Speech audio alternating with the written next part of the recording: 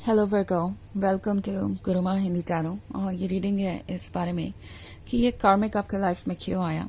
ये रीडिंग आपके लिए है अगर आप एक कार्मिक रिलेशनशिप में थे या फिर है और आप इसमें सफ़र कर रहे हैं। आप सोच रहे हैं कि कितना ये पर्सन बदल चुका है। शुरुआत में सब कुछ इंटरेस्टिंग था और फिर धीरे धीरे ये सारे चेंजेस अब आपकी समझ से बाहर हैं। तो कार्मिक लोग वो लोग होते हैं जो हमारे लाइफ में इसलिए आते हैं क्योंकि हमें कुछ लेसन सीखने होते हैं और उन्हें भी कुछ लेसन सिखाने होते हैं। इसका एक पर्पस होता है और वो पर्पस पूरा होने के बाद अक्सर ये लोग हमारी ज़िंदगी से चले जाते हैं। ओके एंड हम आगे बढ़ते हैं। तो चलिए देखते हैं आपके लिए क्या मैसेजेस है और क्या रीज़न है, क्या पर्पस है कि ये कार्मिक आपके लाइफ में आया। Messages for workers.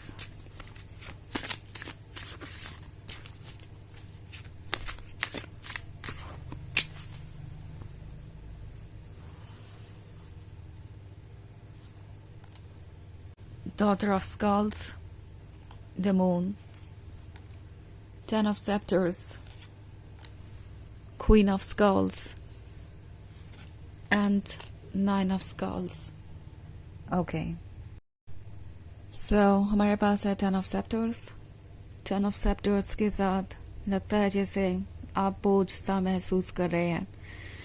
ये बोझ है पास्ट की मेमोरीज का या उन चीज़ों का जो ये पर्सन आपसे एक्सपेक्ट कर रहा था। आप आज तक इस बोझ को कैरी करते रहे। आपका मन हैवी है, आपको ऐसा लग रहा है कि आप इसे और कैरी नहीं कर सकते। एंड कार्मिक रिलेशनशिप आपको यही याद दिला रहा है कि आपको इस सिचुएशन से फ्री होने के लिए किसी की मदद की ज़रूरत नहीं है। ओके अक्सर हम जब भी किसी सिचुएशन में होते हैं हमें लगता है कि हम हेल्पलेस हैं और जब तक कोई हमारे प्रॉब्लम का सोल्यूशन नहीं निकालता तब तक हम उस सिचुएशन से बाहर नहीं आ सकते। बट ये सिचुएशन वैसी नहीं है बिकॉज टेन ऑफ सेक्टर्स शायद आप इसलिए कैरी कर रहे थे बिकॉज आप इस पर्सन से इमोशनली कनेक्टेड हैं। एक बार अगर आप ट्रुथ को रियलाइज करें तो आप अपने आप को इस बर्डन से फ्री कर सकते हैं। ये आपको कैरी करने की कोई आवश्यकता नहीं है।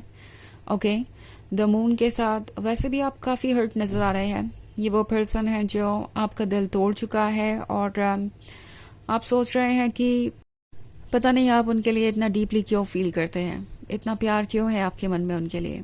कभी कभी ये चीज़ें आपको ऐसा भी महसूस करवा सकती हैं जैसे कि आप बहुत ज़्यादा जजमेंटल हो गए हैं या बहुत ज़्यादा अटैच्ड है इस पर्सन से, तो इससे कभी बाहर नहीं आ पाएंगे। बट द मून आपसे कह रहा है कि ये बस आपकी कुछ फीलिंग्स हैं जो कि काफ़ी डेंजरस है और इसलिए आपको ये रात नज़र आ रही है, ये डार्कनेस नज़र आ रहा है। ओके अपने इमोशंस को इस वक्त खुद को गाइड मत करने दीजिए बिकॉज ये इमोशंस आपको बहुत ज़्यादा हैवी महसूस करवा रहे हैं और आप लॉस्ट हैं इस वक्त, बहुत पेन में हैं। बस याद रखें कि ये टेम्प्रोरी है, आप खुद पे वर्क कर सकते हैं, आपको वक्त मिलेगा। बट इस पॉइंट पे प्रैक्टिकल होके सोचना ज़रूरी है।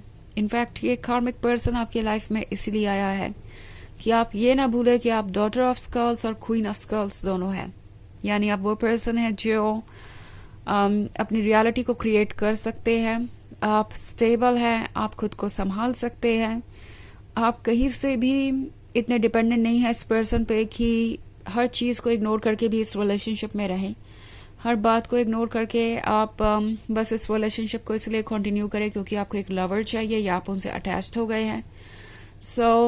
टैरो आपको रिमाइंड करवाना चाहता है कि आप प्रैक्टिकल हैं। डॉटर ऑफ स्कल्स आप अभी भी हैं जो आप पहले हुआ करते थे, बट ये जो मून है इसने आपकी आंखों पे पर्दा डाल दिया है।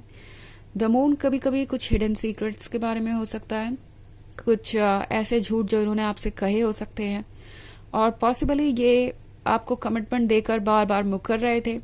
आपको यही लग रहा था कि ये पर्सन अपने कमिटमेंट को निभाएगा। मे बी अगर आप इस रिलेशनशिप में रहते हैं तो आपको डेफिनेटली आज नहीं तो कल आपको आपका शेयर ऑफ हैप्पीनेस मिलेगा। लाइक जो भी आप डिजर्व करते हैं वो आपको मिलेगा। आप दोनों शादी करेंगे एंड इसी वजह से आप शायद कॉम्प्रोमाइज़ करते गए, यही सोच के कि चलो कोई बात नहीं है। स्ट्रगल्स हर रिलेशनशिप में होते हैं, कुछ कॉम्प्रोमाइज़ अगर कर लिया जाए तो एक हैप्पी फ्यूचर होगा आपका इनके साथ, एक लवर्स वाला कनेक्शन रहेगा ज़िंदगी भर और आप इसे एंजॉय करेंगे। कम से कम चीज़ें आपके अकॉर्डिंग तो होंगी। बट ये पर्सन यहाँ पे भी आपको डिसअपॉइंट कर रहा है। आप जितना भी चाहे कोशिश कर ले, ये आपको एक्सक्यूज दे रहे हैं। शायद ये पर्सन इतना ज़्यादा केयर फ्री हो गया है कि उन्हें फ़र्क ही नहीं पड़ता कि आप कैसा महसूस कर रहे हैं, एंड फिर से आपको कोई एक्सक्यूजेस दे रहे हैं।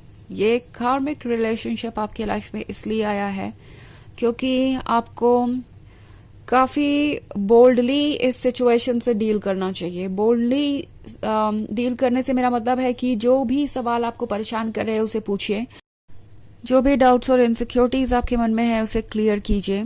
ओके, अपनी फीलिंग्स को साफ एक्सप्रेस कीजिए, स्ट्रिक्ट बाउंड्री लाइंस ड्रॉ कीजिए अगर आप इस रिलेशनशिप को कंटिन्यू करना चाहते हैं उस केस में तो।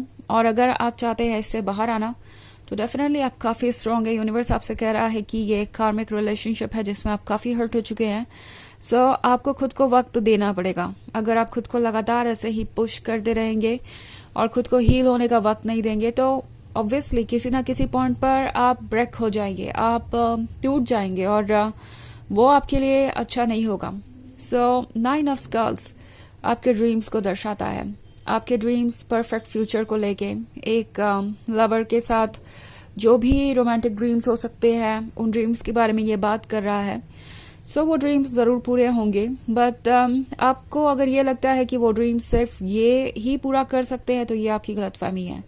ये ड्रीम्स आपके ड्रीम्स हैं और ये ज़रूर पूरे होंगे। इस पर्सन के होने ना होने से कोई फ़र्क नहीं पड़ता और ये रिलेशनशिप काफ़ी ज़्यादा कॉम्प्लिकेटेड हो गया है, ये मैं देख रही हूँ। सो अपने आप को प्रोटेक्ट कीजिए बिकॉज आपको ऐसा लगेगा कि आपके अंदर बदलाव आता जा रहा है।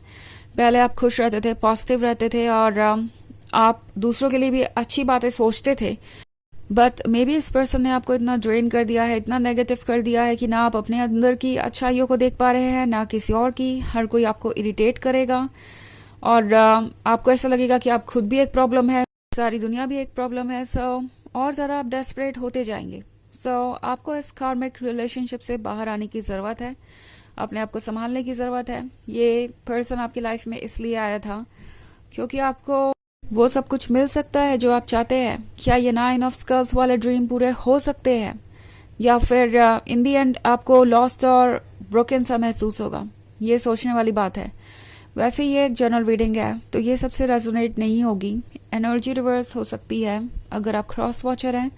इसके अलावा अगर आप पिछले वीक की रीडिंग देखना चाहें या ईयरली रीडिंग देखना चाहें 2025 की तो उसका लिंक आपको डिस्क्रिप्शन बॉक्स में मिल जाएगा हमेशा की तरह। सो चलिए आगे बढ़ते हैं और देखते हैं और क्या मैसेजेस है आपके लिए वर्कर्स।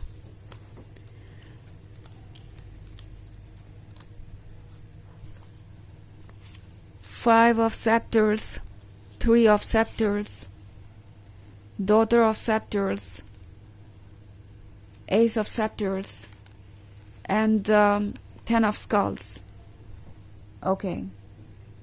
So 10 of Scepters से Daughter of Scepters तक की जर्नी आसान नहीं होगी, बट याद रखिए कि ये जर्नी पॉसिबल है और आप इसे करने के काबिल भी हैं।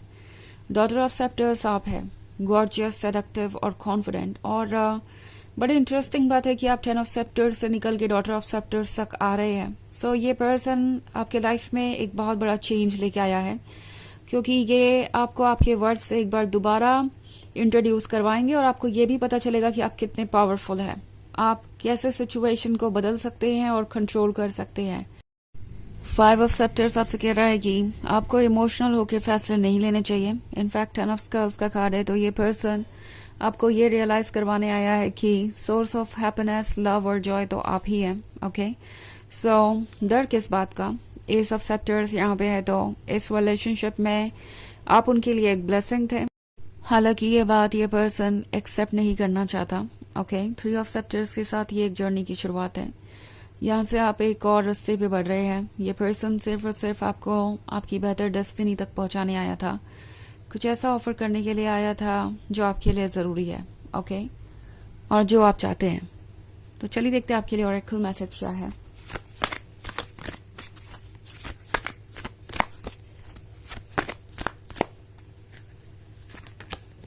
Melchizedek, higher learning. You have learned from experience. More inner study is now required to further progress.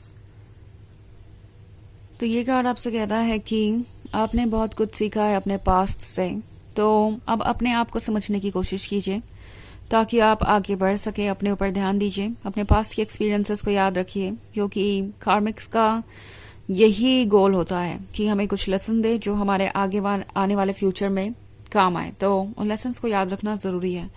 सो ये है रीडिंग इस बारे में कि ये कार्मिक पर्सन आपकी लाइफ में क्यों आया था। आई होप आपको अच्छी लगी होगी। Thanks for watching. Till next video, bye.